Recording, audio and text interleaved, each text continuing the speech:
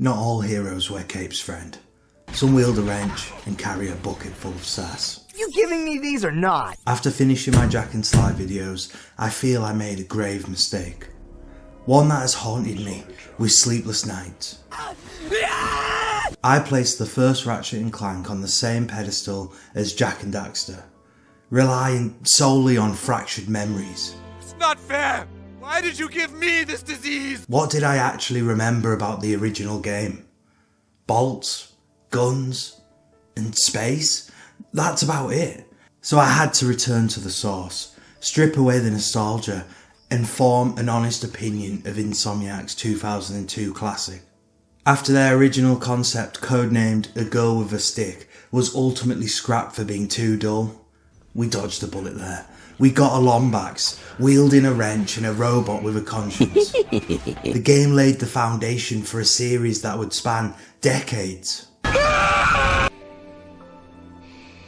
So in my usual format, let's start by discussing everything Britta. Combat in this game is both a blessing and a curse. In some parts, it is aged horrendously, like Blockbuster's farewell hashtag to Netflix. Reduced to atoms. And don't get me started on the elite troops. You kill one and suddenly find yourself facing waves of heavy fire from nowhere, especially in the final stage, which is almost ridiculous. Sometimes the best strategy is to sprint through enemies with your tail between your legs. In larger areas, it's more effective to stay back and unleash hell with the Visi-Bomb. Either way, it's all fair in love and war. Smile for me now, brother. Cheap deaths occurred far too often. This might be due to the PS3 port, but experiencing moments where Ratchet would hover before jumping, causing me to plummet into the abyss. Also, the swing shot sometimes refused to work, only to function properly in the next identical spot. I don't know, I blame Gadgetron. Hi there, Fuzzball. Oh, that's a nice one. And don't get me started on the magnet boots. The first time I put them on, it felt broken, as if the game itself was laughing at me.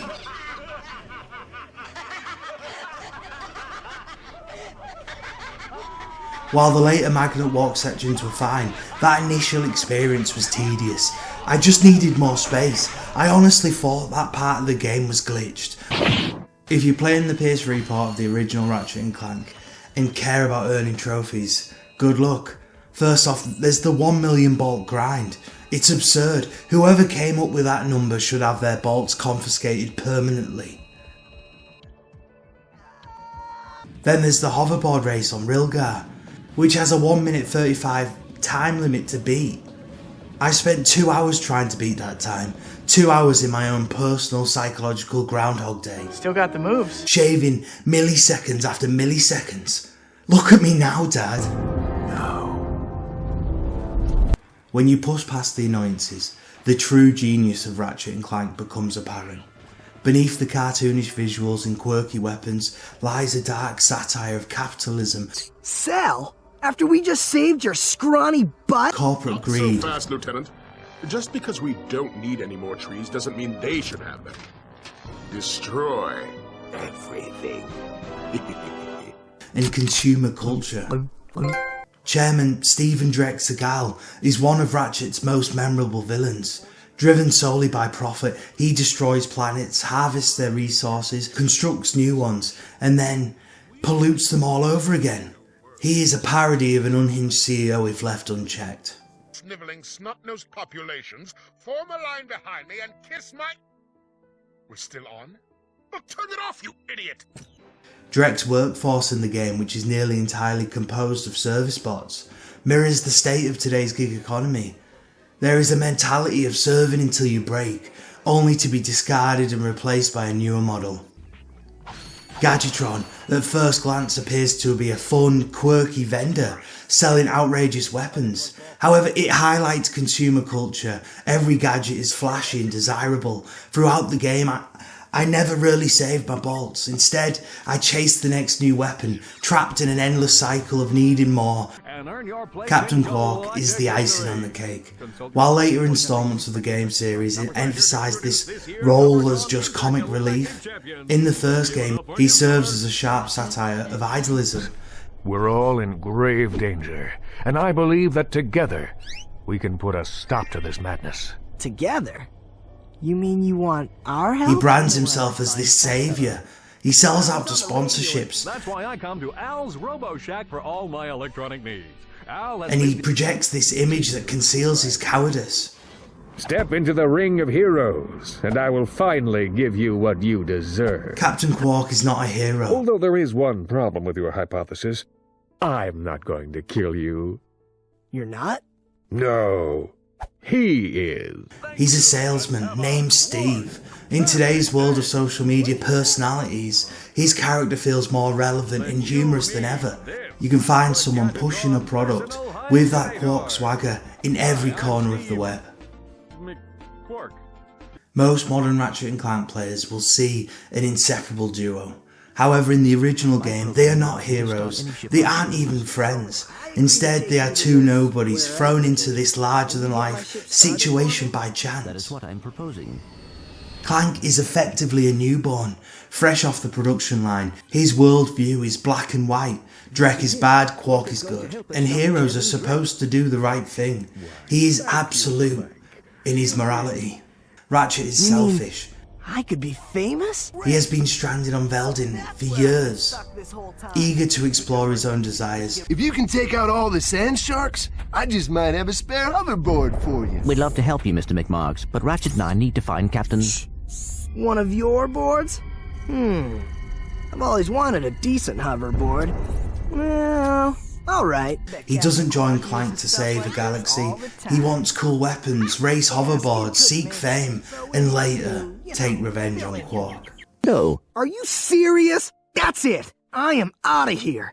Captain Quark is gonna be sorry he messed with me. The clash of motivations defines much of their journey. Ratchet is sarcastic, impatient, and sometimes a complete dick. Just shut up and start the ship. He mocks Clank, belittles him, and focuses more on personal pride than on confronting Drek. This makes their eventual character development all the more impactful. It is only when Ratchet witnesses the scale of Drek's destruction firsthand that his perspective changes.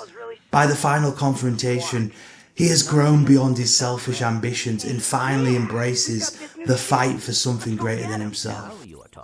The variety of worlds in this game is staggering. From tropical resorts to industrial wastelands and bustling cities, every planet feels distinct, alive and worth exploring.